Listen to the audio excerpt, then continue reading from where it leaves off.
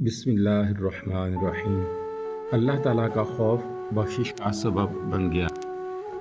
حضرت ابو ہریرہ رضی اللہ تعالیٰ عنہ سے روایت ہے کہ نبی کریم صلی اللہ علیہ وسلم نے فرمایا، پہلی امتوں میں سے ایک شخص جس نے کوئی نیک عمل نہیں کیا ہوا تھا اپنے گھر والوں سے کہا۔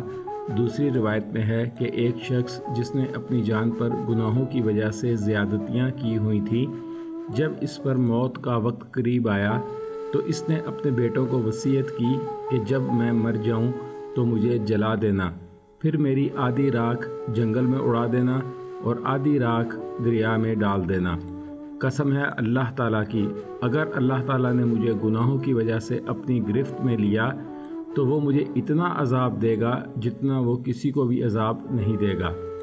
جب وہ شخص مر گیا تو اس کے بیٹوں نے اس کی وصیت کے مطابق عمل کیا، اس کی لاش کو جلا کر آدھی راکھ جنگل میں اڑا دی اور آدھی راکھ دریا میں بہا دی۔ تو اللہ تعالیٰ نے دریا کو حکم دیا تو دریا نے اس آدمی کے جسم کے تمام ذرات کو جمع کر دیا، پھر خشکی کو حکم دیا، اس نے بھی تمام ذرات کو جمع کر دیا۔ پھر اللہ تعالیٰ نے اس شخص کی روح کا تعلق اس کے جسم سے کر کے زندہ کرنے کے بعد اللہ تعالیٰ نے اس سے کہا کہ تو نے ایسا کیوں کیا؟